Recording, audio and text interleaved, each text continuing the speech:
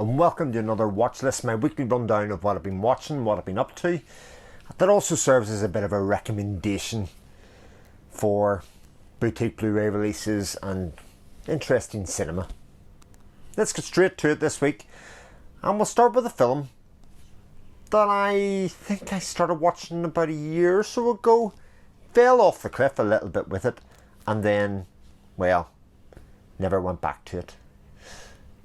But it's a 1973 film, and it's a 1973 animated film that's not a Disney movie, and that isn't a DreamWorks movie because DreamWorks didn't exist around that time, but it's a French/Czech film called Fantastic Planet, or La Planète Sauvage.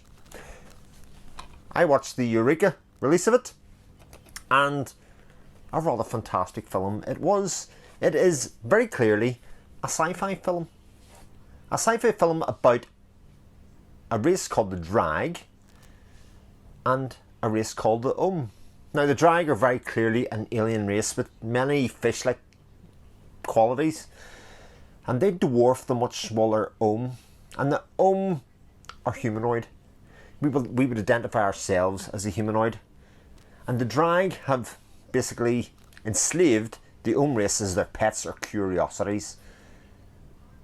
And they have very different ideals within them, and so sets forth a science fiction tale of both the enslavement or subjugation of the people, and then subsequently their own existence and evolution outside of Drag control, as some of them have broken free and are living their own life, etc.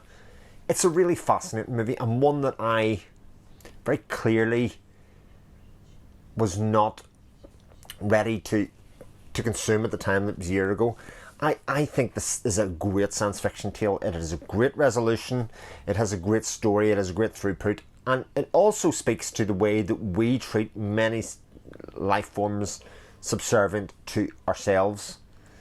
And it will make you stop and think, which is what all good science fiction hopes to do. Now, while I watched the Eureka version, there was also a very impressive Criterion release. Now, I couldn't find definitively about this, but it does seem that the Criterion has a newer 2K transfer for it. But many of the extras are similar. There's 2 animated shorts of the animator, common to both. The Eureka release has a number of other short films that are from the filmmaker, as well as a documentary on the filmmaker. Both have booklets, and the Criterion release has a French TV program that is embedded into it, but both great releases, and certainly the Eureka print looks pretty great to my eyes as well. The art style is very clearly hand drawn, and you'll see some examples of it here as I've been talking. I'll put it over the top, but a really, really interesting and fantastic release, and one that I heartily recommend. Next up for me, well, I couldn't have gone much different from it, except for the fact that we still have this French link, and that is the 88 Films release of Replicant with Jean-Claude Van Damme, part of the 88 Films Jean-Claude Van Damme releases, which come in these lovely, lovely, luxurious covers. And Replicant was part of the initial release. That came Street Fighter and Replicant, and I picked the two of them up together. Watched Street Fighter, as you'll probably realise, many months ago, and I've only just got around to Replicant. It was a Sunday night. I wanted something that was trashy. I wanted something that was maybe not too serious and I could watch after feeling pretty tired. So what did I think of it? Well, it was exactly what I wanted at the time. It was trashy. You kind of know what you're getting with the Jean-Claude Van Damme movie. You know you're not going to get the deepest, thoughtful script in the world.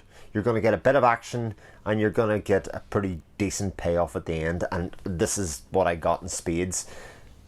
Subsequently, Replicant's a bit of a sci-fi tale as well, because it tells the story of a serial killer, played by Jean-Claude Van Damme, who kills women and burns their body afterwards. He's hunted by a cop, played by Michael Rooker, who, after many, many years, retires from the force and gives up the fight. Now, that isn't where it ends, because the FBI come along and enlist Michael Rooker's character to continue the search for him. But as well as doing that, they have got a trick up their sleeve. They have taken some DNA samples and they have created a clone of Jean-Claude Van Damme's character. And the idea is, from growing this clone, is that if they have a replicant of Jean-Claude Van Damme, they might predict where he's going to go next, what his motivations are, why he's doing what he's doing. He might glean some information into that. And both characters, while played by Van Damme, are seen as a contrast, I think, between basically whether serial killers are nature versus nurture. You know, where does the motivation for that come?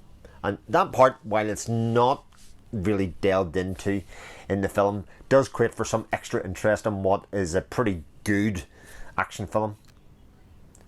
Plenty to enjoy here, and it's definitely spurred me on to buy a couple more of the Jean-Claude Van Damme releases, and they're on their way. So I'm looking forward to another couple of Sunday nights for myself going forward as well.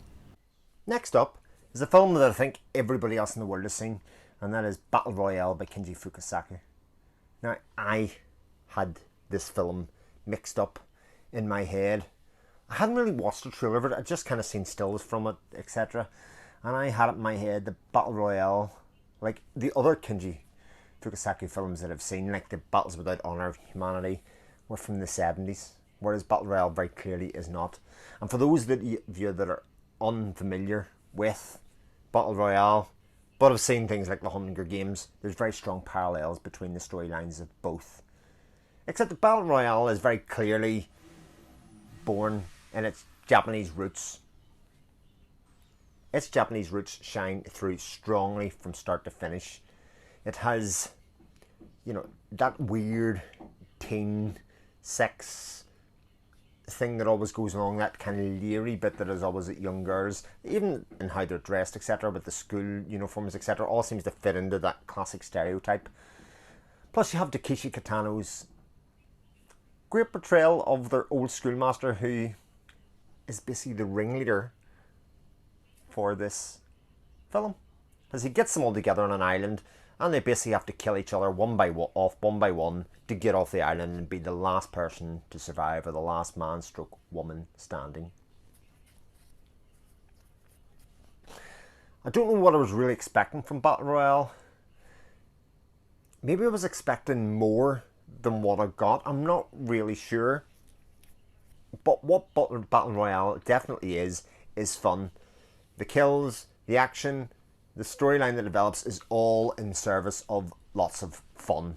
And it succeeds at that very, very well. I think I was looking for another level on top of what The Hunger Games was, but you don't really get that, other than, you know, the stakes that are within this film as compared to that one. It was hugely enjoyable, and I did catch it on the Arrow player because, well, there's this purchasing decision coming up very shortly for the 4K of Battle Royale. It's an expensive set. I suspect it's going to sell out very quickly anyway, because it has Battle Royale 2 for the first time on Blu-ray as well. So, will I pick it up? I think the answer is probably yes, because I did enjoy this rather a lot, and I would like to see a lot more behind the scenes and you know, all of that good stuff that you get of Arrow releases that will dive deep into this release. And my god, isn't that new packaging just gorgeous? So there is that. Next up is an Indicator release. Same with these doctors. Half the time they tell you not to smoke, half the time they're smoking more than what you or I do. You look at Churchill. Well, what's he got to do with it then? You look at the way he smoked. And this one is The National Health. And it's another film from about 1973, 74, 75. And it's a satire on the National Health Service and how overrun, and stop me if you've heard that before. It could be a satire of modern day as well, because it basically tells the story of a number of patients within a ward who we don't really know what's wrong with them. We can infer what's wrong with them, why they're there, why they're sick, and make our guesses of that. But we don't really know. We explore their basic group chemistry with each other as they work and as they are treated within this ward in the hospital. Juxtaposed to that, there's a rather weird premise alongside it, because they The people that work in the ward are also showcased in this quite a lot. So you've got porters, you've got nurses, you've got doctors, etc. And they watch a soap, and the soap runs alongside the film, and it's much more glamorous, kind of like Days of Your Life soap, except the same characters who play the people in the real ward play the characters in the soap, and these two things run parallel, and maybe to the film's downfall a little, maybe, because certainly the soap overrides the other one maybe a bit too much.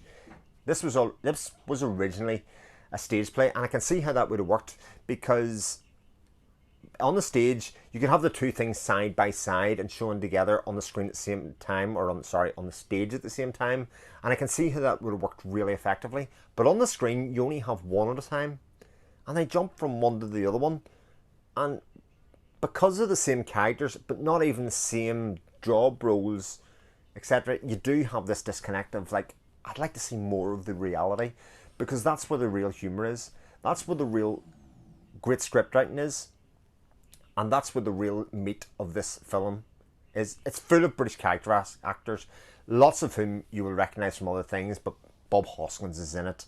The husband from Keeping Up Appearances, Hanson's husband's in it. You know, there are lots of character actors that you will recognise. Jim Dale is in it from the Carry On movies, and Carry On movies, it definitely has a feel of in it, especially that soap opera kind of feel. But even in the reality, the characters that work in a hospital are very much represented strongly here. Really, really enjoyable watch as usual from Indicator. I mean, it's a good film, it's not a great film, it will not blow you away, but of course if you take it to the booklet, you take it to the extras, which has a commentary by Jim Dale, and then a rather substantial interview with the writer of the play, Peter Nichol, and he talks in some depth about how it translated from stage to screen, how his relationship with Jack Gold kind of influenced what was on the screen, and whether he's happy with it now in retrospect or whether he's not. Again, another great release, and just typical of the things that an Indicator do well, which is take what is a good movie and enhance it a lot by putting it in a great release. And last but not least, I'm going to end with a World War II movie. Now, World War II movie, there are a lot of these. And I think especially ones that are centred around concentration camps, which Son of Saul is, can be quite... too much can be said, or you can see that kind of stuff too much. But Son of Saul is very different, I think, in that it separates itself with regards to the fact that it's very much about the close-up of our one main character, Saul. And the whole world revolves around him. It almost is filmed in a bit of a dreamlike state, because the camera constantly spins and flows around him as we see the back of his head, see his perspective, see everything that's happening around him. And everything else happens in the background, because of the focal length I think they shot it at, is a bit blurred out, which is only a good thing. Because we all know what happened in those concentration camps. We know what's happening in each of those stages. I do not need to see it in graphic detail, but it can still be effective and touching by the fact that I see enough to know what is happening. It is a really wonderful, wonderful way to shoot what is a very tough and traumatic sequence and film.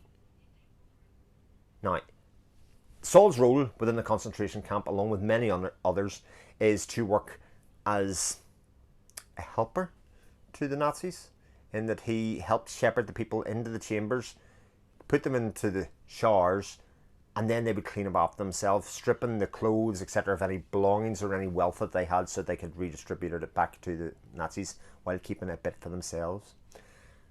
And the real crux of the story is during one of these periods that Saul finds a young man who he says or believes is his son, and he is determined to give him a proper burial. He's not going to burn him.